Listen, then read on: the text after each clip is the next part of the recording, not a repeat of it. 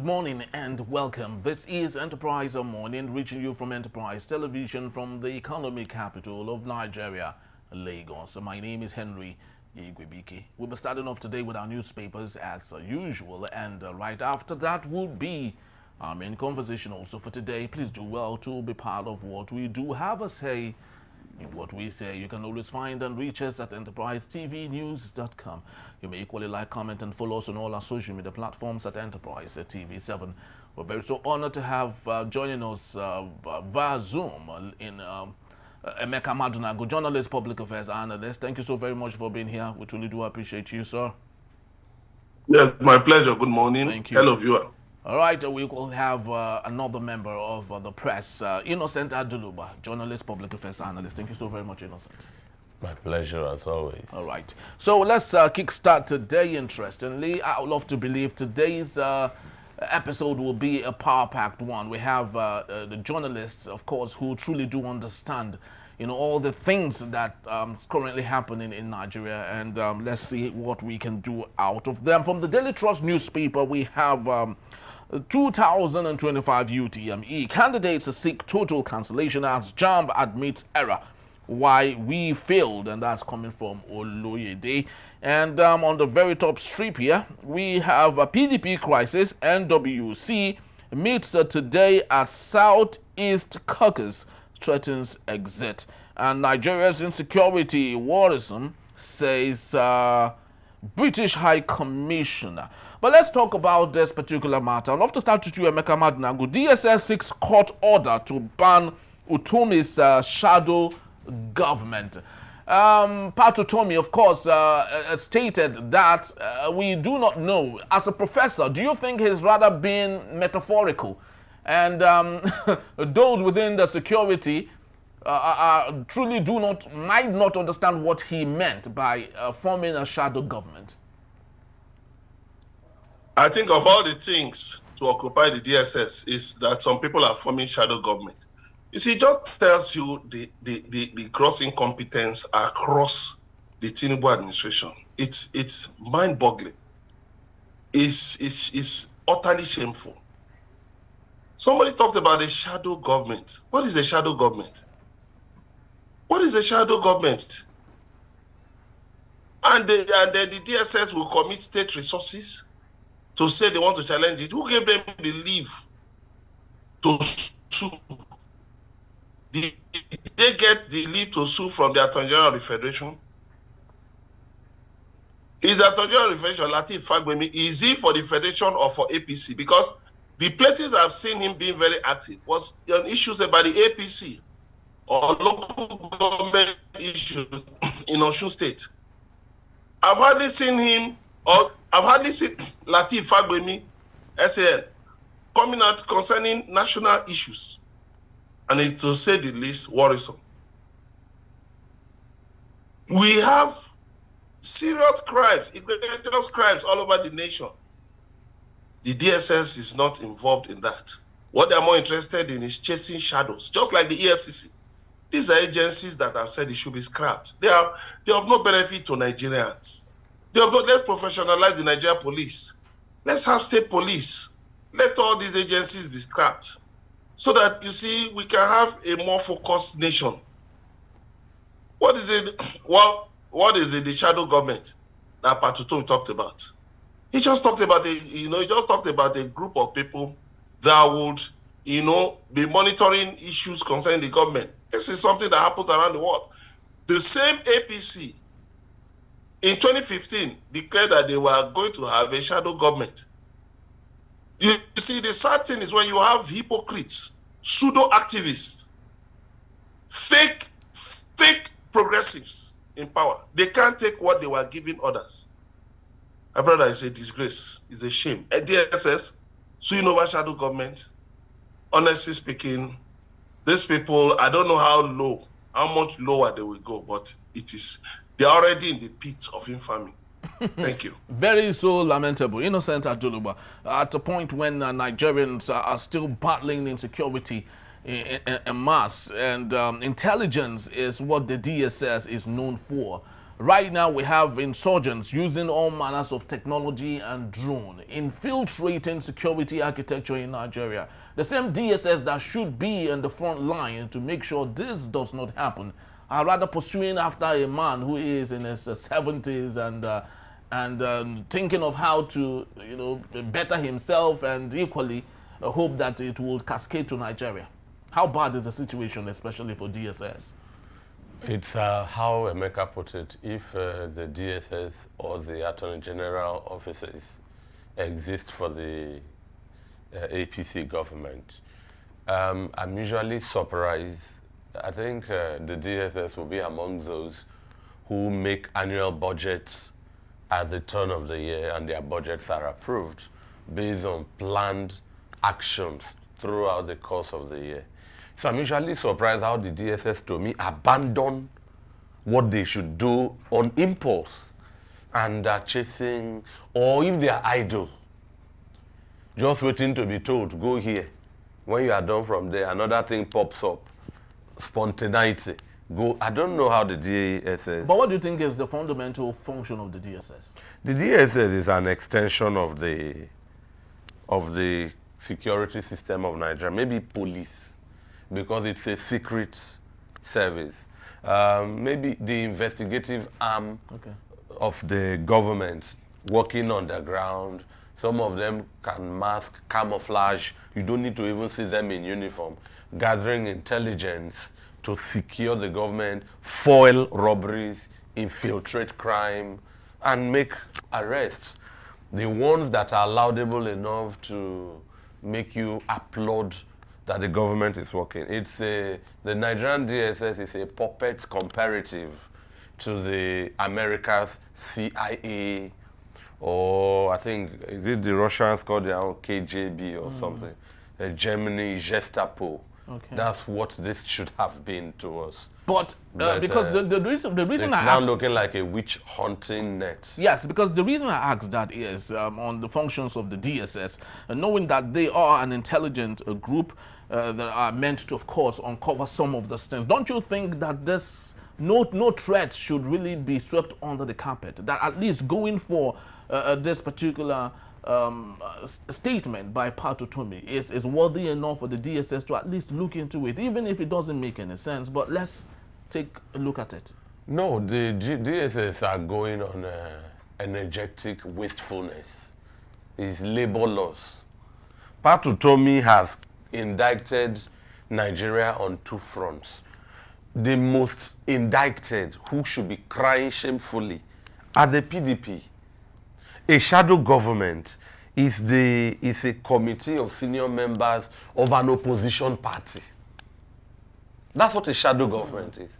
If there is a minister for education, the PDP in opposition will have somebody appointed as their minister of education, whose job is to scrutinize every activity and policy of the APC Minister of Education.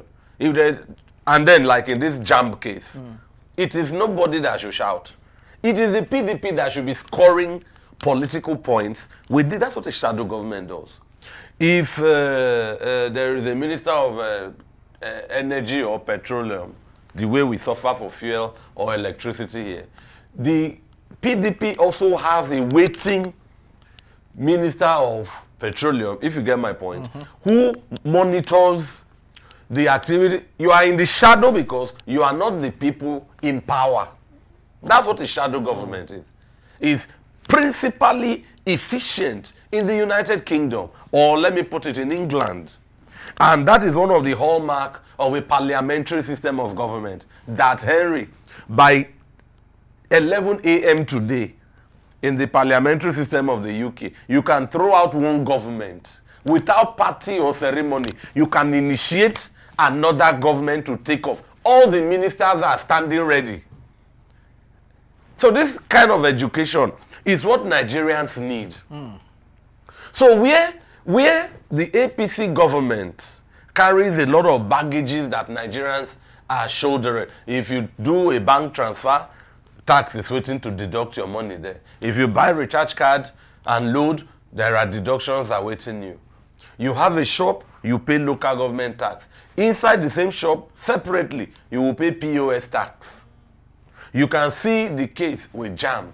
You can see the case with killings in Benue Plateau and all of that. You can see how much was an egg 2 years ago, how much it is now. So the APC is leading Nigerians to the apogee of poverty. Now, the PDP are crying rather than building their party and scoring good points the APC is giving them for free. And so one Nigerian is volunteering that on behalf of a party, Professor Utomi is also a defeated presidential aspirant, candidate before. So he is doing this not as the main opposition, and there is no parallel between Professor Utomi's shadow government as a menace, as a threat to the ongoing government of Nigeria. There is none. In fact, I think he just came out to the public to say it, thinking Nigerians are enlightened. Unknown to him, we are still at the level of parochial, primitive political culture. Well, unfortunately, because where an individual so volunteers, the individual is now carrying the burden of the society on him. Sorry, I'm extending. Yes. It's just like having your office and you have allocated 2-3 personnel to carry out this. Merely telling Nigerians was a formality. I'm sure that is even the job media houses do without naming it shadow government, because tomorrow there will be headline against every policy like x-raying the pros and cons of a government policy. A government running the public affairs of a state cannot shut down people talking about them. Very true. Lexical semantics, if you ask me, and that's what I would love to believe the DSS have failed to truly do understand. But of course, people have alluded that the DSS... Yes. So did you hear that DG talking nonsense the other day, saying that Nigeria should defend themselves? Yeah, very Somebody true. ought to have resigned from the office. If you cannot carry out the functions for which you should get out of the office. He was saying Nigeria should defend themselves. Our government will not come and defend them. Have you? Would you hear such rubbish coming from the United States or from Sena countries? Very, very, very true, Emeka. You know, it's just a whole bucket of mess, if you ask me, because one cannot truly understand why these things happen, and there's nobody in the room to actually call these people to attention to understand the true meaning, the remote meaning of some of these things that we talk about. But let's talk about other matters here. No more coup in Nigeria, and that's coming from Gowon. Emeka, Gowon has been one person that he is so old that I would love to believe he would have wished truly, you know, not to be around to see some of these things happening today in Nigeria, because everyone is coming at Gowon right now and saying this is what you caused. You allow some of these things to happen, and yet you are not there to tell us stories of why it happened, how it could be prevented. But of course, saying that there might not be coup any longer in Nigeria, do you really think that submission is okay enough from Gowon? Well, I wish that there won't be any coup or military rule in Nigeria. But you see, the way Nigerian politicians are fronting the constitution, the way Nigerian politicians are, rigging elections, and they tell you go to court, what it shows is that they don't even care if the democracy collapses. You heard the interim chairman of the APC, Ganduje, saying the other day that nothing wrong with one-party system. Yeah. Is that not an affront on the constitution? Somebody like that should be tried and jailed for treason, because that's an affront on the constitution. But of course, because they don't know how democracy was, fought for and won. They don't know about the lives that were lost. Where was Ganduje when we were fighting for the military to leave? Where was he? And now he's a beneficiary without putting in a single effort. The same Ganduje who was caught on camera stuffing dollars in his cap, talking about China. He has forgotten too that China also executes people who engage in corruption. He executes them with a bullet to the back of their heads. So, go on saying that it's just wishful thinking, because as head of state, Gowon never put down anything that would have sustained democratic rule. He was not ready to leave power. Yes, true. He stayed there for 9 years until he was thrown out. He was never ready to leave power. So he did not engineer a process for transition to civil rule. He did not bring about a successful civilian or democratic administration. Even Chief Obafemi Awolowo, whom he made the vice chairman of his executive council, later resigned by 1971 when he saw that, excuse me, there was no pathway to democratic rule. So for Gowon to be saying such a thing, after benefiting for 9 years from military rule, I think he should just give us a break. His own part of Plateau State is being ravaged by terrorists. Rather, he should advise the government on what it can do to put an end to the bloodletting there. We definitely want elections. That's why we definitely want the sustenance of democracy. That's why whenever they call elections, we turn out. But at the end of the day, INEC, the judiciary, the security agencies, they connive against the people to shortchange the people. They mess up the political process. They game the system. So what is he talking about? Let him direct his comments. Because Gowon is a very funny fellow. He knows how to use words, so safely that he ends up saying nothing.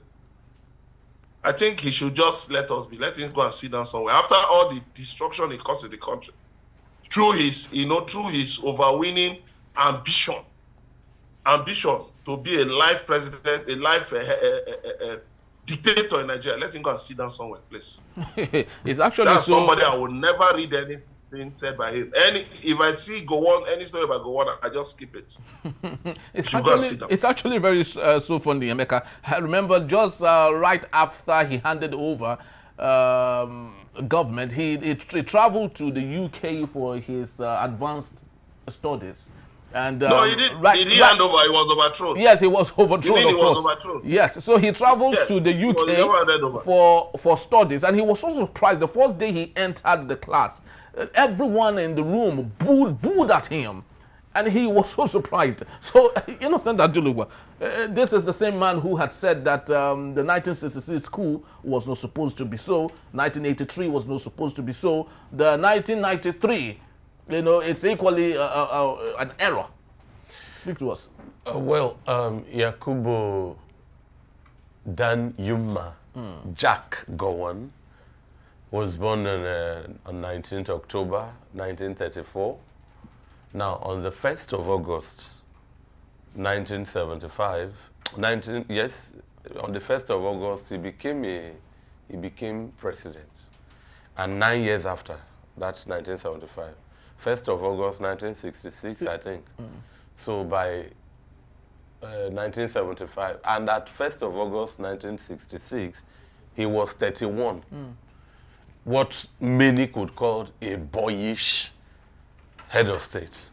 When some people tell us, some people at this age in those days were being president, he didn't travel the electoral route, Now, 9 years later, when he was ousted, he was 40.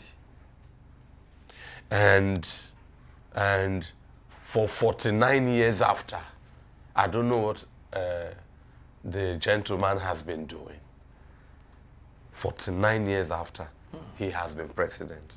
Of course, he may have been an emissary here, envoy there, on the regional, continental, and global stage. I would like to say General Yakubu Gowon is entitled to his opinion. He has that freedom. It is a legally sanctioned claim, the fundamental human right. But I would like to lump General Yakubu Gowon retired with many Nigerians. General Yakubu Gowon,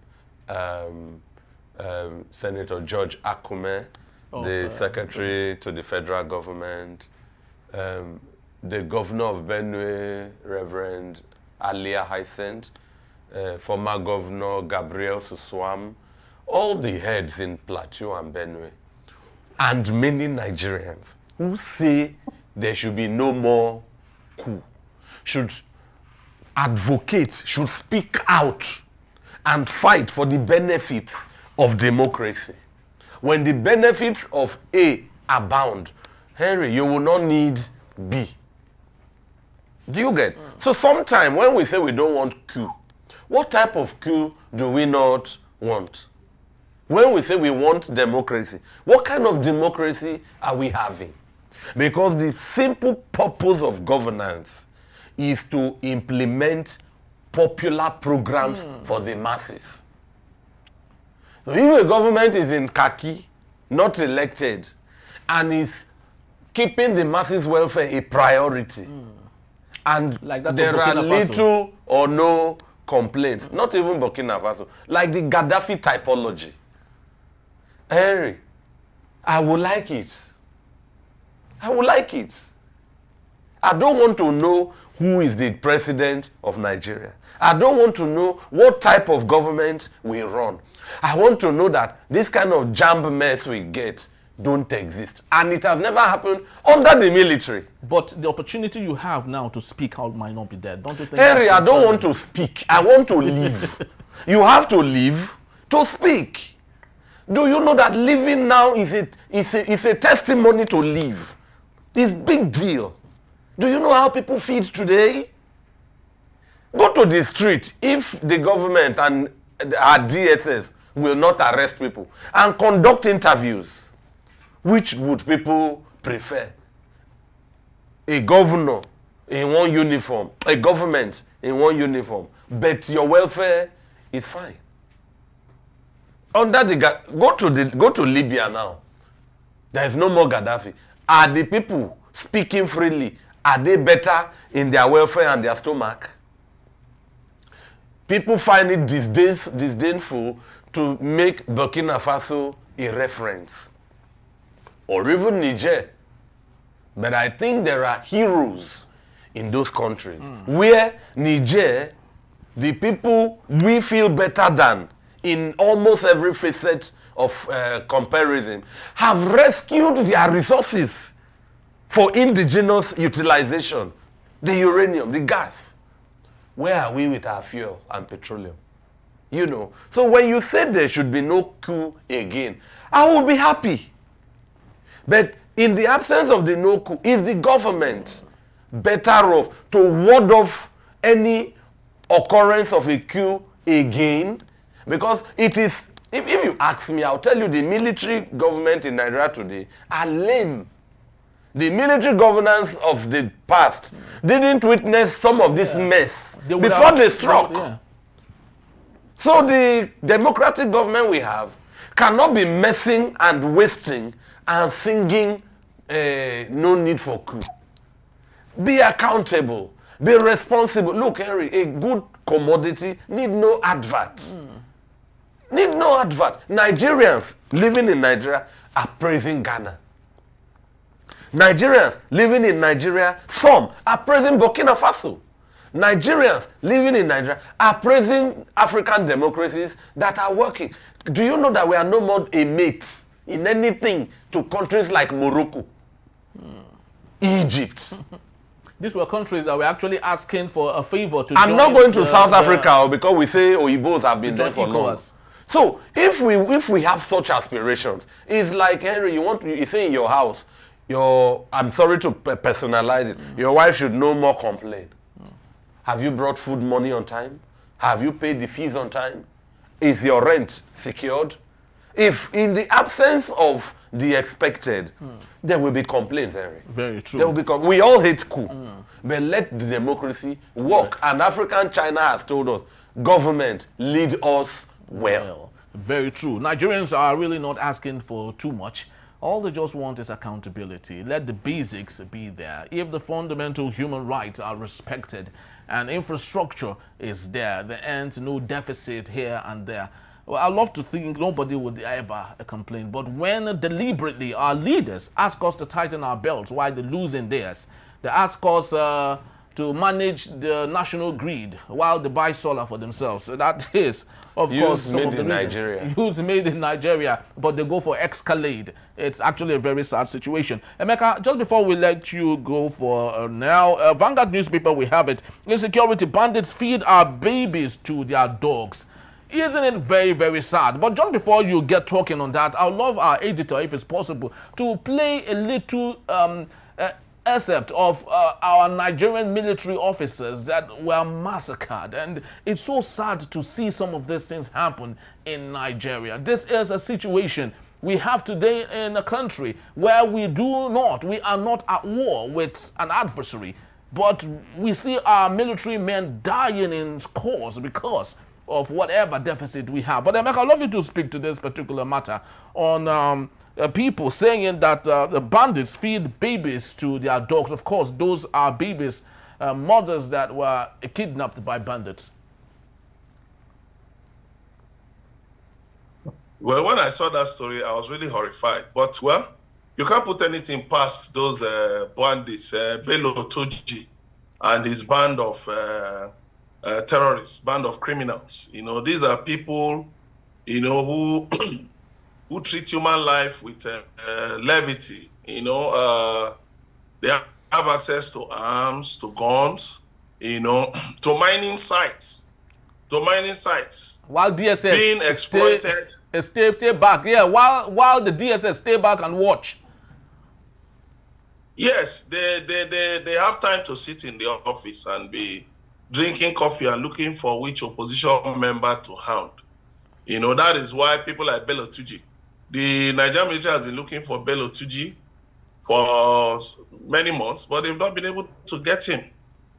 Now, you find out that I can't put it past Bello Tuji and his band of criminals to do things like that. You know, I mean, where is Leah Sharibu? I understand her birthday was, I think, on the 12th of this month. You know, Leah Sharibu. Where is she? The DSS they've not brought Leah Sharibu out. As if it's difficult. But look at the United States. Somebody who was kidnapped by Hamas. You know, Donald Trump put so much pressure on them and they were forced to release the American. You know, so what it tells is that everything rises and falls on leadership. Right now, the Nigerian military is under a serious siege. You know, because the bandits, Boko Haram, ISWAP, Lakurawa, Mahmouda, and all the Ansaru, all the bands of criminals here and there, you know, are really overstretching the military. Even internal security issues concerning kidnapping and oil theft and all of that, the military has been drawn into them. So the military is overstretched. It's overstretched, seriously. And then you see, expect the military to be able to deal significantly with these bandits. The other day, was a lawmaker who was saying that more soldiers should be deployed in the south, in the northeast. I said, how many soldiers do we have? I thought Tinubu, when he was, at his birthday colloquium, I think in 2023, I thought he said that the government should release, and in 2022, I thought he said 40 million Nigerian youth should be recruited into the army. You know, so to just go and be slaughtered, right? I mean, thank God the military have now realized what we have been saying for years, that this is not a conventional warfare. These guys are guerrillas. These guys are insurgents fighting with the most horrendous means possible, using horrible means, you know, scare tactics to really drive fear into the hearts of people. Using drones, these kind of drones used in Russia and Ukraine. That country said that that's what these bandits are using. So if they are using such things, and then you're sending soldiers with just AK-47 and all that to go and fight them, how are you going to fight a drone? You won't even know within seconds a drone is you firing bullets. So who are they waiting for? To tell them, to tell the Nigerian government start using his own drones. In fact, we have Apache helicopters, you know, helicopter gunships. We have aircraft, Alpha jets. We have tokens from Brazil's Embraer. So we have a full complement of air attack systems that can effectively crush these bandits. What do we have? within the system, you have modes. You have people who give information to these people. And then what they do now is to operate at night, mainly at night. And they go to far-flung villages. National Security Officer No Ribado has said that government cannot put, what's it called? Cannot put a policeman in every village. Look, Tinubu should right now rejig the security architecture, remove No Ribado as National Security Advisor, and put a retired, one of those hard-hitting general, maybe somebody like a deal with these people. Put one of those hard-hitting defense and former Chief Army staff as National Security Advisor. Give him 6 months marching orders to clear the nation of all these criminals, and you will see what will happen. To use every means. You see, in times like this, you don't talk soft, you talk tough, and you act tough. Otherwise, we'll just keep going around in circles. You know, may the souls of the departed gallant security officers, soldiers and all, you know, may the souls rest in peace. Amen. Amen. Innocent Aduluba, non-conventional war. What do you think is the best way to handle it? Because that is what it seems like in Nigeria. These people come like they are friends. They come like they are, part of the society. How do you think we can handle situations like this? I'd love you to add this to your answer, because we have it here. Custom intercepts explosives concealed in 5 cartons of Quran, just in the port here. Thank you. I will start from the customs. From when I was a little boy, 2003 or thereabout, I used to buy tail as an undergraduate at Unilag. There are many disclosures, trucks carrying gun, this fuel tank carrying, you hear of it, you read it, nothing happens. This one you just mentioned now, you won't hear what happened. In fact, you may hear they've repented. A lot of times you catch bandits, Fulani headsmen, they repent and they are released. We have a judicial system, but the sanction is bordered on repentance. Now, when we talk of non-conventional war, I'm looking at local governments in this country. First of all, House of Reps and Senate members. We know that they are not poor, they are well looked after. So it will mean that the local government they come from, the senatorial zones they come from, are rich. That's why they are well treated up there. Henry, how much is a drone? Every local government at the height of the insecurity we are in should have drones. And people who you will hear bandits are in so-so forest. After they tell you that, then we all go to sleep.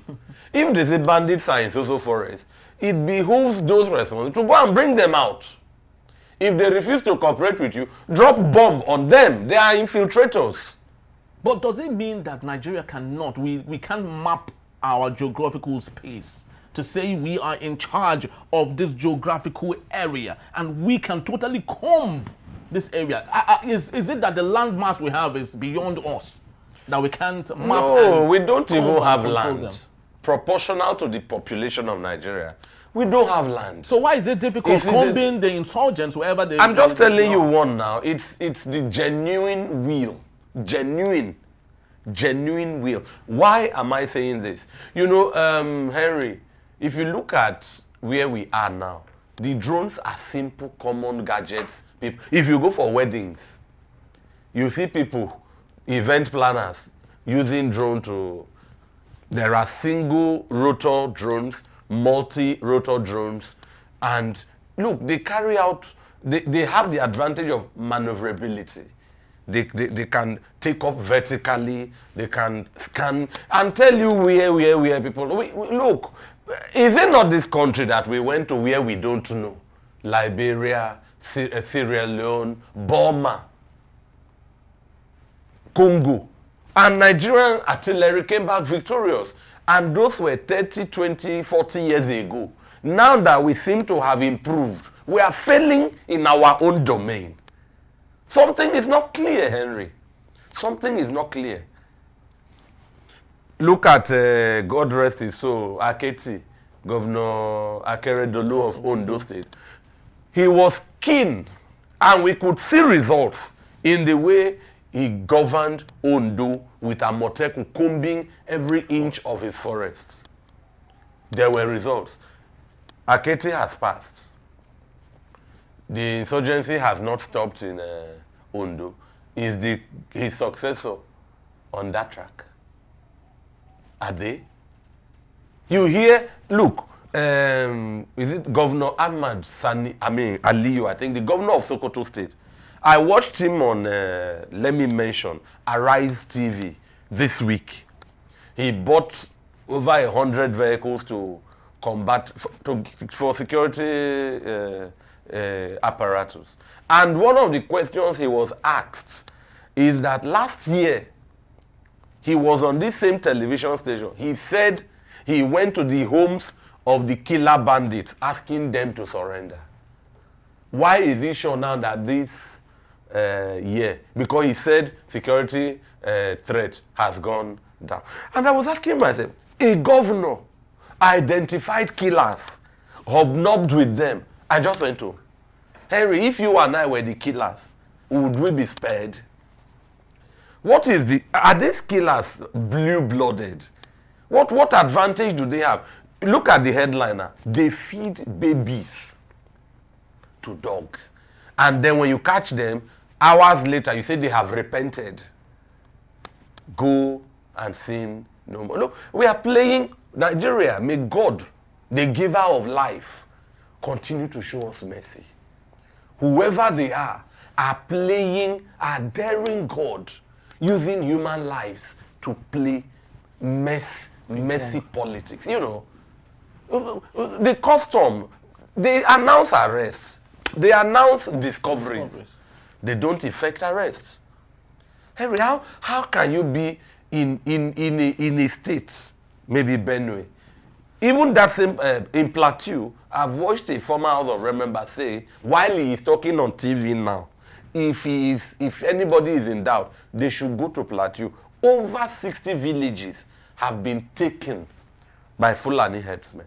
And you who survived one of their attack, if you go back, you will see them being guarded by Nigerian security operatives. They are building houses in those villages. They overrun people. They are being guarded to build houses. If you go online, they say the internet never forget, and type all these things, you will see them. So it's almost labor laws analyzing topics like this. I'm not it's very foreboding. I'm not a prophet of doom.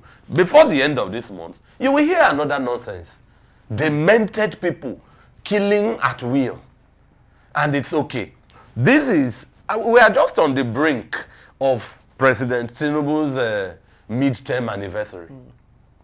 Two things are prevalent in Nigeria. I won't call power. Insecurity and the new nomenclature, food inflation.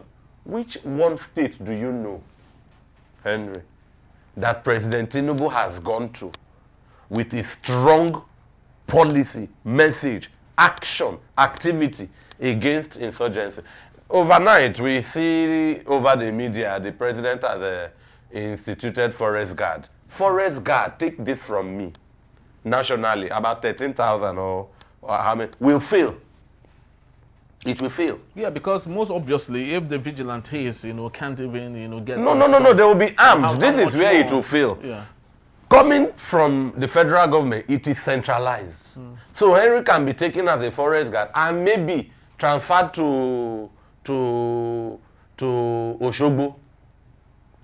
This thing the president is inaugurating is because our government are lazy, or the kind of politics we play in Nigeria. It is a governor that should have that and take it from me, whether we are a federation or not. Only indigents of a state should guard their state. Very true. We can go on this particular matter, but we just have to leave it at this particular point, and just to say that Nigeria is really seriously in a big mess. Of course, Gowon had said that there might not be coup again, but everything that's happening today in Nigeria qualifies for something like that, which we, of course, do not pray for. But if things are allowed to continue to get bad in this situation, we just hope that things will get better. That's our prayers. Thank you so very much, gentlemen. And just to let you know that both will be here to take us on our main conversation. When we return, JAMB Registrar breaks down over UTME failure, blames a human error for the receipts. That and the beat is still Enterprise Morning. Please don't go anywhere.